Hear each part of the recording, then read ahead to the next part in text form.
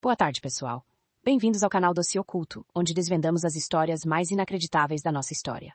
Hoje, vamos mergulhar numa trama que desafia a própria ficção, o Projeto Azorian. Imagine 1974, auge da Guerra Fria. Um submarino nuclear soviético jaz a 5 km de profundidade no Oceano Pacífico. Impenetrável, inalcançável. Ou não, a CIA, com uma audácia sem precedentes, recrutou o excêntrico bilionário Howard Hughes. O plano: construir um navio gigante, uma farsa de mineração apenas para roubar o submarino sem que a URSS percebesse.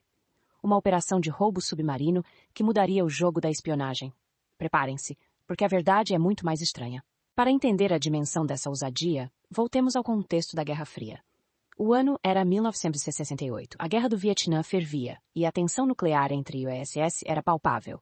Submarinos nucleares, como o soviético K-129, eram a vanguarda do poder militar, capazes de lançar mísseis balísticos de qualquer lugar do mundo. Eles eram fantasmas no oceano, seu paradeiro um segredo vital. Em março de 1968, o K-129, um submarino da classe Golf II, com 3 mísseis balísticos nucleares, simplesmente desapareceu no Pacífico Norte. A URSS buscou por ele freneticamente, mas sem sucesso. Para os Zefwa, encontrar esse submarino seria um tesouro de inteligência inestimável, revelando segredos de codificação, tecnologia e armamentos. Mas como localizar algo tão pequeno em uma área tão vasta e profunda? É aqui que entra o Sistema de Vigilância Sonora, o SOSUS. Uma rede secreta de hidrofones instalada no fundo do oceano pelo Pentágono projetada para detectar submarinos soviéticos. Meses após o desaparecimento, dados do SOSUS revelaram uma anomalia acústica. Analistas da Marinha do Zezé, utilizando triangulação sofisticada, conseguiram identificar o provável local do naufrágio. 5.000 metros de profundidade a noroeste do Havaí. Um feito de engenharia e inteligência. A confirmação visual veio com o navio de pesquisa USS Halibut, que, equipado com um veículo de recuperação subaquático chamado Fish, tirou as primeiras fotos do K-129, repousando em pedaços no leito marinho. A inteligência era tentadora demais para ser ignorada. Um submarino soviético com mísseis nucleares, códigos de comunicação e segredos tecnológicos ao alcance, ou melhor, a 5.000 metros fora do alcance. Nenhuma nação tinha a capacidade de recuperar um objeto daquele tamanho e peso a tal profundidade. O desafio era gigantesco, digno de uma missão espacial, mas no fundo do oceano. Foi então que a CIA teve uma ideia audaciosa, quase insana. Precisavam de um gênio excêntrico, com recursos ilimitados e uma aversão à publicidade. Quem melhor do que Howard Hughes, o bilionário recluso, aviador, cineasta e magnata da indústria? Sua fortuna e seu comportamento recluso eram um disfarce perfeito para uma operação de tal magnitude. O disfarce tinha que ser impecável. A URSS estava vigiando. A história oficial seria que a Summa Corporation de Howard Hughes estava construindo um navio pioneiro para a mineração de nódulos de manganês no fundo do oceano. Esses nódulos, pequenos depósitos ricos em metais como manganês, níquel e cobre, existiam em abundância nas profundezas. A narrativa era perfeita. Hughes, o visionário, investindo em uma nova fronteira econômica. Ninguém questionaria um projeto tão ambicioso vindo dele. O navio, batizado de Hughes Glomar Explorer, HG, seria uma maravilha da engenharia, mas seu verdadeiro propósito era a mais audaciosa operação de espionagem já concebida. A mentira era tão grandiosa que se tornou crível. O Hughes Glomar Explorer era uma proeza da engenharia. Medindo quase 190 metros de comprimento, com um calado de 100 metros quando submerso, parecia um monstro marinho saído de um filme de ficção científica. Mas o coração da operação era seu Moon Pool, um gigantesco compartimento no centro do navio, capaz de ser aberto para o oceano. Dentro dele, uma garra colossal apelidada de Clementine seria baixada em segmentos, como uma torre de Lego, por cabos de aço maciços até 5 km de profundidade. Para entender a complexidade, imagine levantar um lápis com um guindaste a partir de um arranha-céu, mas o lápis pesa toneladas e está no fundo de um abismo. A pressão a essa profundidade é esmagadora.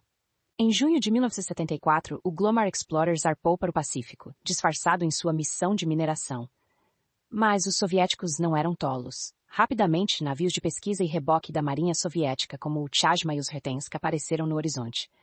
A operação se tornou um jogo tenso de gato e rato. Os soviéticos observavam o Glomar dia e noite, tentando desvendar o que o navio realmente estava fazendo. A tripulação americana, composta por civis e pessoal da CIA, tinha que manter a farsa, realizando testes de mineração, enquanto, em segredo, a garra Clementine era cuidadosamente montada e baixada. Qualquer deslize poderia significar um incidente internacional grave, talvez até uma guerra. A operação durou semanas. Finalmente, a Clementine alcançou o K-129. Com precisão quase cirúrgica, a garra gigante se fechou em torno da carcaça do submarino. A fase de elevação começou, uma subida agoniante de 5 quilômetros. Mas o abismo cobraria seu preço. A cerca de 2.700 metros de profundidade, sob uma tensão imensa, a garra falhou. 3 das 6 garras se romperam. O submarino já fragilizado se partiu. Grande parte dele caiu de volta ao fundo. Apenas uma seção de 12 metros, contendo 2 torpedos nucleares, documentos de inteligência e os corpos de 6 marinheiros soviéticos, foi recuperada. Um sucesso parcial, mas crucial. Os segredos obtidos seriam inestimáveis para a inteligência americana. Apesar dos esforços para manter o sigilo, a verdade vazou. Em 1975, o jornalista Seymour Hersh, do The New York Times, famoso por revelar o massacre de My Lai, publicou uma reportagem bombástica. Ele expôs o projeto Azorian, descrevendo a operação de salvamento secreta e a parceria com Howard Hughes. A notícia chocou o mundo. A CIA, em um primeiro momento, tentou silenciar a imprensa e emitiu uma declaração críptica, nem confirma, nem nega, que se tornou um padrão em casos de alto sigilo. Mas o gato estava fora da sacola. O projeto Azorian, a audaciosa missão de Hughes e da CIA, se tornava público, revelando a incrível extensão das operações de espionagem na Guerra Fria. O projeto Azorian é um capítulo fascinante da Guerra Fria, um testamento à engenhosidade humana, à audácia da espionagem e à paranoia nuclear. Custou centenas de milhões de dólares e levou anos para ser concluído. Os ESO obtiveram informações valiosas, desde códigos soviéticos a detalhes de torpedos nucleares. Mas a que custo? A verdade é que muitas perguntas ainda persistem. O que realmente estava naquela seção recuperada? Quais foram todas as implicações diplomáticas? Mas uma coisa é certa. O projeto Azorian provou que, na corrida por segredos, não havia limites para o que as superpotências estariam dispostas a fazer, nem mesmo a 5 quilômetros de profundidade. Uma saga de ousadia que continua a nos assombrar.